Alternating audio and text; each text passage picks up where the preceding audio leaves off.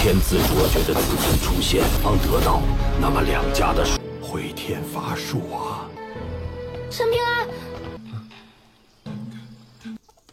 稀客呀！齐先生昨天便。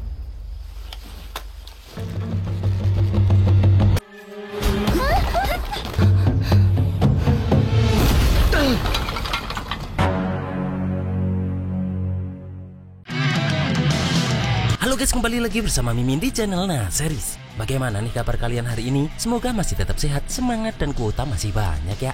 Dan pada video kali ini, Mimin hadir kembali untuk meneruskan alur cerita dari Chen Ping'an dalam Sword of Coming episode terbaru, yaitu Sword of Coming episode 11. Yang mana pada Sword of Coming episode 11 ini menceritakan Ping'an yang terus meminta bantuan para kultivator agar ada yang mau membantu Liu Xianyang. Namun pada akhirnya Chen Ping'an harus turun tangan sendiri untuk membalaskan dendam Liu Xianyang ini. Dan seperti apa alur cerita selengkapnya, jangan lupa pencet tombol like dulu jika kalian suka. Dan kita langsung saja masuk ke alur ceritanya.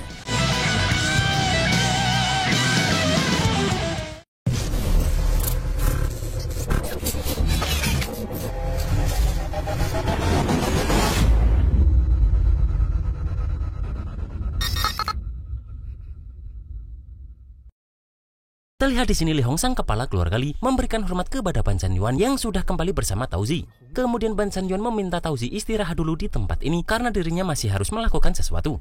Namun terlihat Tao Zi ini ngambek setelah mendengar perkataan Ban Zhanyuan tersebut. Di sini pun Li Hong meminta Ban Zhanyuan ini tenang dan berjanji bahwa keluarga Li akan menjaga Tao Zi. Kemudian pun Li Hong ini memanggil seorang wanita bernama Zulu dan meminta dia menjaga Tao Zi agar Tao Zi ini tetap aman. Namun terlihat Tao Zi ini masih ngambek jika harus berpisah dengan kakek kera itu. Sambil berjalan pun, Ban Zhanyuan berkata jika kali ini Gunung Zhengyang berhutang budi pada keluarga Li. Kemudian pun kera tua ini membujuk Tao Zi dan mengatakan jika perjalanan mereka ke kota kecil kali ini adalah jebakan yang dibuat Susi dari kota Qingfeng. Dan mereka memanfaatkan konflik antara Taman Angin Guntur dan Gunung Zhengyang, kemudian menyebarkan berita di kedua pihak. Dan meski Ban Zhanyuan sudah menyadarinya, namun tak bisa menghindarinya. Tao Zi pun bertanya, apakah semua ini hanya demi sebuah kitab pedang? Dan Ban Zhanyuan membenarkan hal tersebut karena cara pewarisan kitab pedang ini sangat unik. Yang mana cara pewarisannya tak diturunkan melalui perkataan, namun esensi pedang ini tersimpan dalam tubuh keturunannya dan diwariskan secara turun-temurun sampai muncul keturunan yang berbakat. Serta yang menulis kitab pedang tersebut adalah murid pengkhianat yang meninggalkan Gunung Zhengyang. Dan orang ini demi mengajar puncak ilmu pedang ternyata berlindung di Taman Angin Guntur. Dan pada akhirnya kitab pedang tersebut menggabungkan puncak jalan pedang dari kedua belah pihak. Dan jika pewaris kitab pedang jatuh ke tangan salah satu pihak, maka pertarungan antara kedua aliran pedang akan berakhir dan pemenangnya akan ditentukan. Di sini Tao Zi baru sadar jika pewaris kitab pedang yang sebenarnya adalah Liu Xianyang itu. Dan Ban Zhanyuan turun tangan agar Liu Xianyang ini tidak direbut oleh Taman Angin Guntur. Di sini Ban Zhanyuan menjelaskan jika 300 tahun telah berlalu dan setiap generasi dari Gunung Zhengyang menanggung penghinaan besar. Dan jika mereka tidak bisa merebut kembali jenazah leluhur mereka, maka Gunung Zhengyang akan terus menjadi bahan tertawaan seluruh benua Dong Baoping ini. Di sini pun Tao Zi bertanya, kenapa kakek kera ini tak langsung membunuh Liu Xianyang dengan satu pukulan saja? Dan jika ada seseorang menyelamatkan Liu Xianyang, apa yang akan terjadi dengan Gunung Zhengyang tempat mereka? Ban Zhanyuan pun memberitahu, jika dia membunuh Liu Xianyang, maka mereka akan diusir oleh orang suci di tempat ini. Di sini pun kera tua ini berjanji, jika setelah masalah ini selesai, maka gunung berawan itu akan dia berikan kepada Tao Zi ini. Dan Tao Zi harus berpikir baik-baik apa yang akan dipelihara Tao Zi di dalam gunung itu nantinya. Kemudian pun mereka berdua membuat janji kelingking agar kera tua ini membayar janjinya tersebut. Sementara itu tabib yang mengobati Liu Xianyang memberitahu kepada Master Wan jika luka Liu Xianyang ini terlalu parah. Mendengar itu Ruan Sui yang marah meminta tabib ini untuk memanggil Pak Tua yang berada di rumah tabib ini saja. Di sini pun Ping'an ini meminta tabib tersebut untuk mencoba mengobati Liu Xianyang sekali lagi. Namun tabib ini tetap mengatakan jika Liu Xianyang sudah tak tertolong. Ping'an pun meminta pada tabib ini agar mencobanya lagi. Namun karena tabib itu tetap diam saja, maka Ping'an memutuskan untuk pergi mencari seseorang. Dan sambil pergi Ping'an berkata, jika Tuhan tak memberikan keadilan, maka Ping'an akan menuntutnya sendiri. Saat Ruan Sui akan mengejar Ping'an, Master Wan pun menahannya. Dan Master Wan mengatakan, jika Ruan Sui ikut campur, maka Ruan Sui ini hanya akan mencelakakan Ping'an tersebut. Dan lebih baik Ruan Sui tetap tenang daripada bertindak, karena sekarang kota kecil ini penuh dengan bahaya tersembunyi. Di sini pun terlihat jika Ruan Sui ini tetap mengejar Ping'an. Dan kemudian Ruan Sui ini memperkenalkan namanya serta ayahnya adalah Ruan Jiong. Yang mana Master Wan ini adalah orang yang sampai mati tetap harus menjaga mukanya. Tetapi sebenarnya Master Wan ini sangat ingin menerima Liu Xianyang sebagai muridnya. Namun karena membangun sebuah sekte adalah hal yang besar, maka ayahnya itu membiarkan Liu Xianyang untuk menjadi pandai besi untuk sementara waktu. Dan ayahnya itu tak bermaksud membiarkan Liu Xianyang mati tanpa bantuan. Ping An pun mengatakan bahwa dirinya tak menyalahkan Master Wan ini. Namun dirinya marah kenapa tak ada yang menghentikan ketika Liu Xianyang mendapatkan masalah. Dan meski Ping An tahu ini salah, namun Ping An tetap marah akan hal tersebut. Melihat Ping An pergi, Ruan Sui bertanya apakah Ping An akan pergi mencari orang-orang dari Gunung Zhengyang untuk membalas dendam sekarang. Dan Ruan Sui meminta Ping An tak gegabah karena Master Qi pasti akan menghukumnya. Di sini Ping An pun tahu jika hukuman yang disebutkan tadi pasti hanyalah mengusir pembunuh Liu Xianyang dari kota kecil ini. Ruan Sui pun mengatakan jika Master Qi saat ini berada dalam situasi yang sulit dan kota kecil ini mungkin akan mengalami perubahan besar meski baik atau buruknya belum bisa dipastikan. Di sini pun Ping An ini sangat menghargai niat baik Ruan Sui tersebut. Namun Ping An ini juga tak akan bertindak bodoh dan melawan para immortal itu. Terlihat Ping An pun terus berlari hingga sampai jembatan itu. Namun dirinya terhenti melihat Ningyo yang sudah berada di sini. Huani.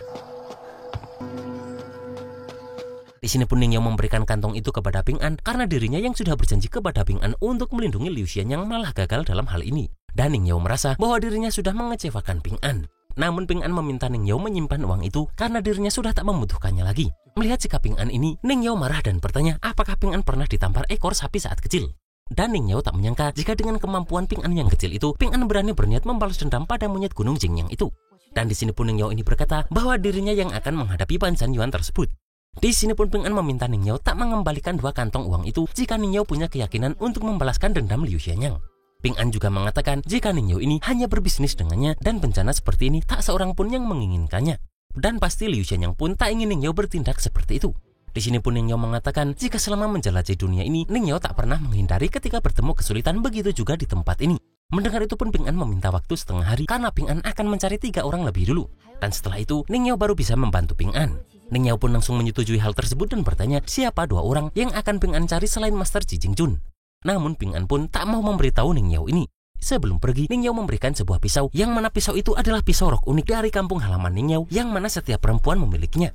Namun pisau itu hanya dipinjamkan kepada Ping An dan bukan diberikannya.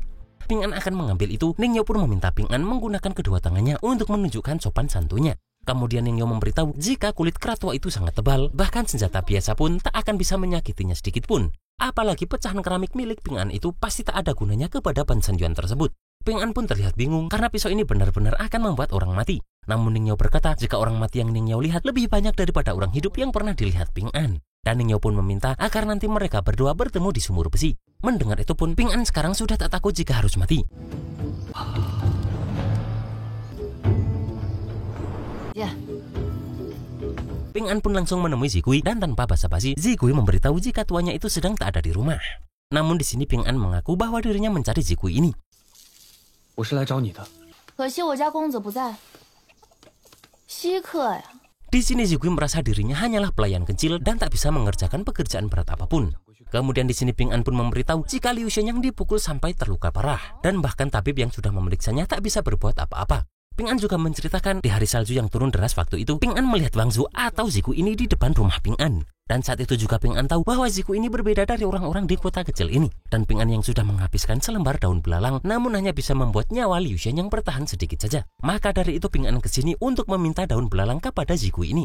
Di sini pun Zigui ini mengaku jika dirinya tak punya daun itu. Dan Zigui meminta Ping An tak memaksa orang lain membantunya dengan mengungkit budi masa lalu. Ping An pun mengatakan apapun syarat yang Zigui minta Ping An akan melakukan demi daun belalang itu. Namun Zigui tetap berkata jika dirinya tak punya daun itu. Mendengar itu pun Ping An berusaha mencari cara lain. Di sini Zigui yang sebenarnya punya daun itu pun sengaja tak memberikan itu kepada Ping An karena dia mendapatkan daun tersebut dengan susah payah. Bahkan Zigui berharap Ping An mati bersama Liu Xianyang saja dan saat terlahir kembali Ping An bisa menjadi saudara Liu Xianyang di kehidupan selanjutnya. Bahkan karena itu pun Zigui ini marah-marah dengan kadal yang termasuk peluang keberuntungan. 有点撑。扒皮抽筋，一锅炖。里头若是胆敢赖账。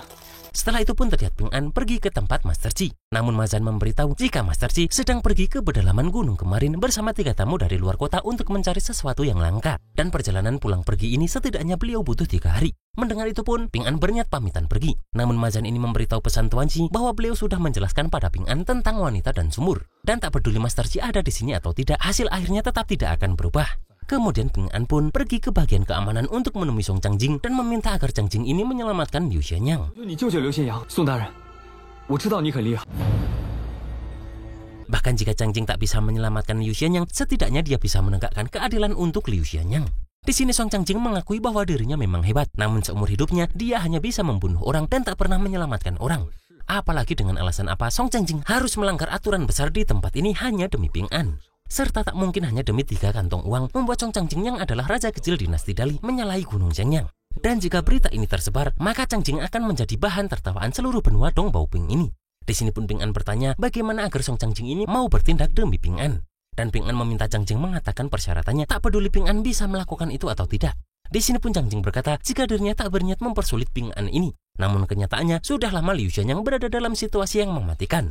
Dan apakah Ping An pernah berpikir kenapa Ping An orang yang paling tak pantas mendapatkan berkat leluhur bisa mendapatkan selembar daun belalang? Sementara Liu Xianyang dengan bakatnya yang luar biasa bahkan tak memiliki satupun daun belalang itu. Mendengar penghinaan itu pun Ping An berniat pergi dari tempat ini. Namun kemudian Song Changjing memberi 2 syarat, yaitu menebang pohon belalang tua atau menculik gadis yang dilindungi si kera tua itu. Dan jika Ping An berhasil melakukan salah satunya, maka Song Changjing akan membantu Ping An membunuh Ban Zhangyuan tersebut. Setelah itu pun Ping An langsung pergi dari tempat ini. Kemudian Changjing bertanya pada Jixin apakah Ping An akan melakukan syaratnya itu. Dan Jixin mengatakan jika Ping An melakukannya maka dia bukanlah Chen Ping An lagi. Mendengar itu Changjing sudah tahu bahwa Ping An ini adalah simpul hati Jixin yang sebenarnya. Dan jika Jixin meninggalkan kota kecil ini dengan tetap membawa simpul hati, maka itu tak baik bagi kultivasi Jixin ke depannya. Dan alasan Changjing memberi Ping An 2 syarat tadi adalah agar Jixin melihat sendiri bagaimana pemuda polos bisa berubah menjadi penuh kebencian. Sampai saatnya Jixin akan tahu jika benci dengan orang semacam itu sangat tak ada artinya. Dan nanti semakin banyak orang yang Jixin temui, maka Jixin akan semakin sadar jika bahwa keadilan, pembalasan atas kebaikan dan dendam, atau kisah cinta di mana kekasih akhirnya bersama, semuanya hanyalah khayalan para pengecut saja. Dan pada akhirnya Jixin harus memastikan dirinya sendiri menjadi kuat. Dan jika Jixin masih bergantung pada Changjing atau orang tuanya, maka lebih baik kubur saja harapan Song Jixin ini. Karena di keluarga kekaisaran, setiap orang akan bertanggung jawab atas hidup dan matinya sendiri. Setelah itu terlihat Ping An menemui Ning Yao di sumur besi dan Ning Yao bertanya bagaimana hasilnya.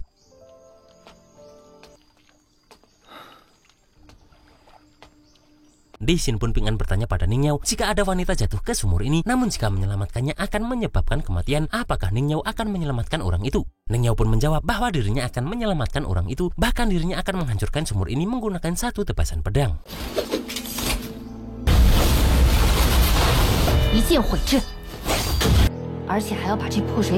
Mendengar itu pun Ping An langsung bersemangat dan langsung menjalankan rencana mereka untuk segera berpencar.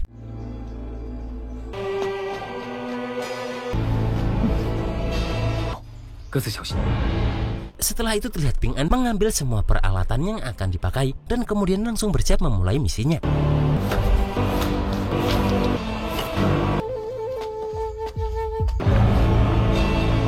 Sementara itu terlihat dokter tadi menemui seseorang bernama Pak Tuayang dan melaporkan jika ada masalah besar. Namun Pak Tuayang ini mengatakan jika lebih baik Liu Xianyang mati saja karena mati lebih baik dan jalan akan terbuka lebar untuk Liu Xianyang ini. Di sini pun tabib itu takut Ruan Qiong dan Ruan Sui akan menghancurkan toko obat mereka jika Pak Tua ini tak segera bertindak. Namun Pak Tua ini dengan santai menjawab bahwa mereka harus menutup tokonya hari ini. Sementara itu di tempat lain terlihat Tauzi masih bermain burung di bawah perlindungan keluarga Li.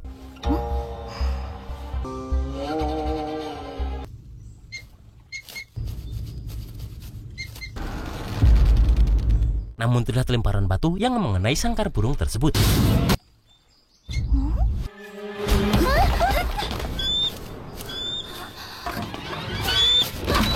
Melihat itu Tauzi langsung menampar salah satu pelayan dan mengancam akan menghabisi keluarga Li jika mereka tak menemukan pelakunya. Di sini Zulu pun melihat jika ternyata batu tersebut berasal dari Ping An yang menggunakan ketapelnya. Terlihat di sini pun Ping An ini terus berusaha menyerang Tauzi menggunakan ketapelnya. Namun dengan cepat Zulu langsung mengejar Ping An ini. Di sini pun terlihat jika Zulu ini terus berusaha menyerang Ping An.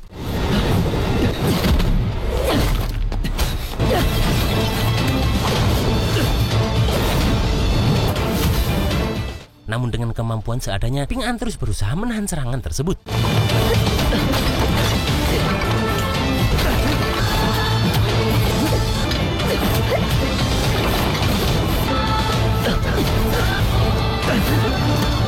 Ping An pun terus menggunakan ketapelnya untuk menyerang, namun di sini Zulu berhasil mengenai dada Ping An. Terlihat Ping An pun tak diam saja dan berusaha melawan balik. Namun Zulu ini berhasil kembali menghantam Ping An.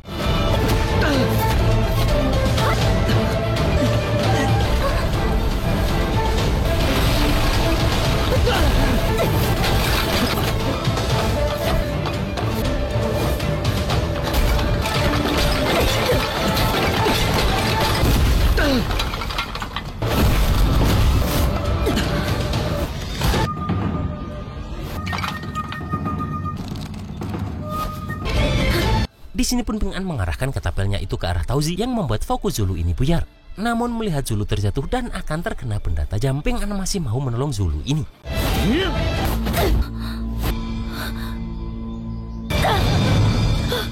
Melihat Ping An berusaha kembali menyerang Tauzi dengan ketapelnya, keluarga Li ini pun langsung melindungi bocil ini.